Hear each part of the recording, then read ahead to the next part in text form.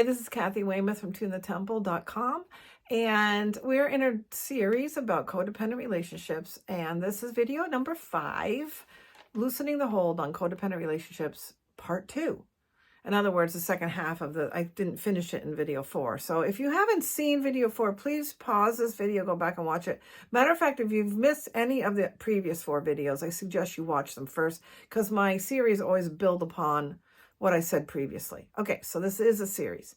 Now, in a codependent relationship, there are often 2 people who are very needy, gleaning from each other, and one person is very kind-hearted, a big person. They love to give. They love to be needed. They like to help. They want to step in and help people. They want to fix problems. And they have a tendency to kind of go overboard and rescue someone from their own responsibilities. Okay.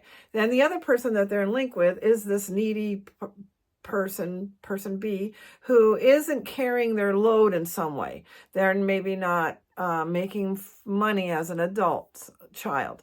Maybe they are not taking care of their own children. They're expecting you to watch their kids all the time. Maybe they're not taking care of their own emotions, and they're expecting you to help them be happy and to make them feel better.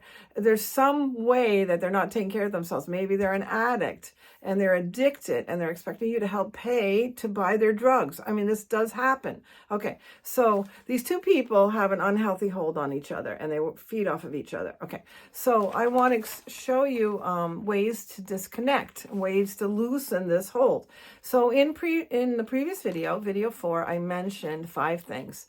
And let me just review them really quickly. Number 1, you need to be aware that you have this kind of relationship with someone. And the red flag might be that you are feeling a lot of resentment towards someone expecting you to do so much for them. Okay.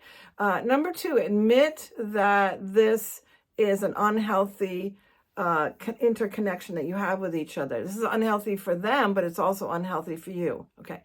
Number 3, seek accountability when you're trying to loosen a hold on a codependent relationship, because sometimes the needy person, this could actually be quite life-threatening, like if it involves addictions and living on the streets and not carrying their load and not being able to take care of their life.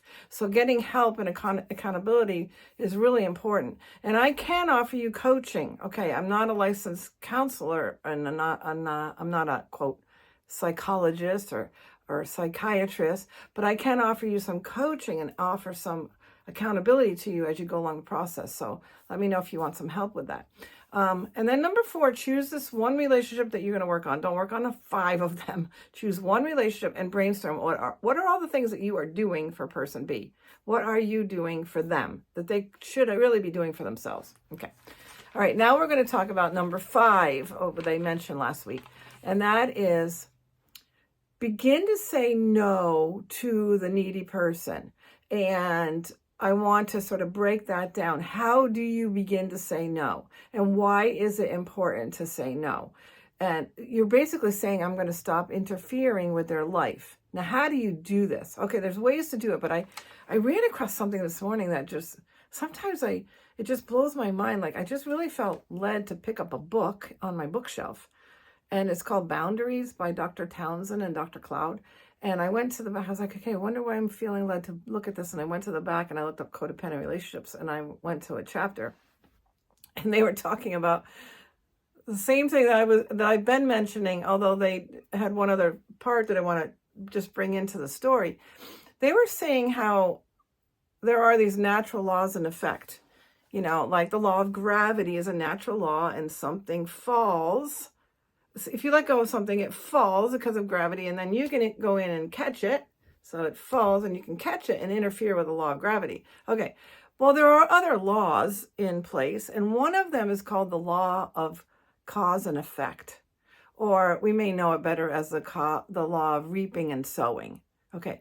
When you, for example, when you continually use your credit card, and you are continually racking up debt that you're not able to pay off on a monthly basis, so your credit card debt is building. Okay, so there is a cause, and that's using your credit card when you can't afford to use it because you don't have enough cash and you shouldn't be using it.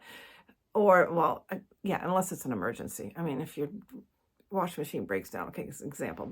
But when you are continually using a credit card, you will continually build and build and build and build and build up this credit card debt. And that is the effect, or that is that you've reaped and now you are sowing and now you're in massive amounts of debt. Okay, this is a law that's in effect. Now, when a codependent person comes along and interferes with this person B, this needy person, when you interfere with them having the natural consequences playing out from their irresponsible behavior, you're stepping in and you're stopping the law of sowing and reaping from happening in their life.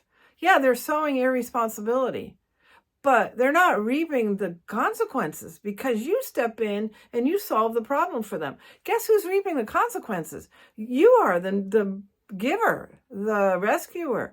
You're getting the one that's feeling the pain. Okay, so it's really, really important that you stop interfering. So let's talk about how to do that. So I just kind of broke it down into some step-by-step things. Here we go. Okay. Number one, how do you stop interfering in someone's life? How do you begin to loosen the hold? Okay, well, this is actually number 5. Sorry, this is number 5. So it's part A. Part A, if you're taking notes. Stop thinking that your talking is going to change the situation. Stop talking. Stop explaining. Stop telling them you've got to change. You've got to stop doing what you're doing. You need to pick up the pieces. You need to get responsible. Stop talking. Okay. I always thought talking would really help. And I went through that whole thing of what is it? Insanity, doing the same thing over and over and over and expecting different results. Okay. Talking doesn't usually help. You can't talk the other person into changing their behavior and becoming responsible. Consequences is what's going to change their behavior, right? So stop talking, stop nagging, stop telling them they need to change. Okay, that's 5A. Got your pencil? Okay, grab it quick. Stop talking. Okay, 5B. Make a plan on how you're going to stop interfering in their life. Make a plan. Okay, what does that mean? First of all, you need a deadline, right? Any plan needs to have a targeted time and a targeted deadline, okay? And you are going to think about what it is you're expecting to have different at what time down the road. Okay, so let's say in 3 months, let's just give an example. In 3 months from today, there is a deadline, okay? Now you're going to talk about what it is that you're expecting to have different in that 3 months. So let's just give the example of you're housing your adult child. I can't get over how many times I run across this. I just met someone last week. It's the same scenario. Housing their adult child who has no plans of moving out. Okay, and so I asked, well, are you expecting them to pay you anything to contribute? And they said no. And I'm thinking, I don't know this person well enough to say, well, you're creating the problem and you're causing it to continue. Okay, so let's set a deadline for in 3 months, your adult child is no longer going to live with you for free, okay? So let's just say in 3 months, you want them to start paying $300 a month in order to stay living with you. And that way they're contributing. It may cause them to have to go out and get some work. It stirs things up. And now in your plan, you might want to break it down into small pieces, like asking, okay, in a month, I'm going to ask for $100. The second month, I'm going to ask for $200. And then the third month, I'm going to ask for $300. And then if they don't go along with it, what's the consequence for them? Well, then you say that you can no longer live here. And it is your house. You can say that. You're no longer going to be able to live here unless you are paying me $300 a month beginning in 3 months and breaking it down into a step-by-step smaller goal plan. Okay, so that's it. Part 5B is make your plan, and you might need to break it down, okay, into smaller adjustments, okay? All right, 5C, communicate your deadline and your plan.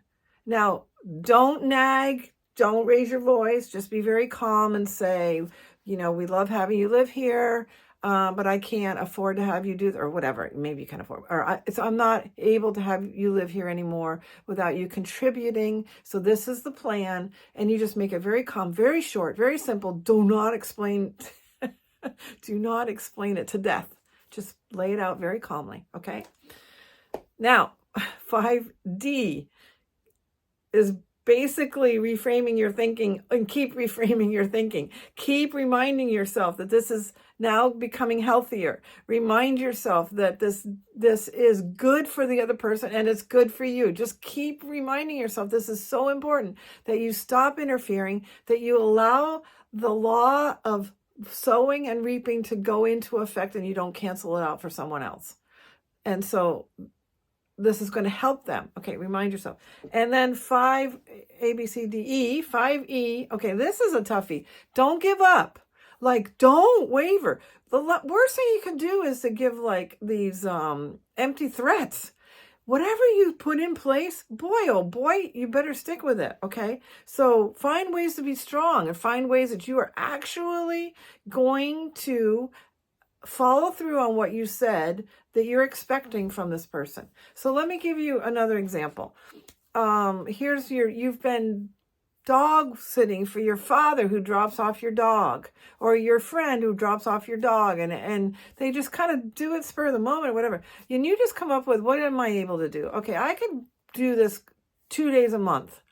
That's it. That's all I'm willing to do. Okay, so then you come up with your plan. You come up with your deadline. You say, beginning next month, I will dog walk weekly. And then the month after that, it's going to be bi-weekly. And then after that, you just work it out until you have your deadline. So this is really, what the coolest part about this whole thing is that you are setting boundaries for yourself. Okay, you're setting boundaries on what you are able to do, what you're able to tolerate. Because this codependent relationship is often with a codependent person who's not good with boundaries and someone who's taking advantage of that. Okay, so, oh my gosh, I could keep talking and I don't want my videos to be too long. I just really hope that you will just put a plan into effect and you will actually walk through it. I think the hardest part is being strong when they push back on your plan. So come up with some strategies on what you're going to do when they push back and how you're going to stay firm and how you're going to stay calm and consistent. And I'm hoping that as you start to walk this out, you're going to start to see that you're getting a little bit more independent of having to take care of their needs. And this person is starting to feel they're starting to reap what they've sown. And that's starting to cause them discomfort. And they're going to step up to the plate and become a more responsible individual. You are helping them to grow up and become responsible.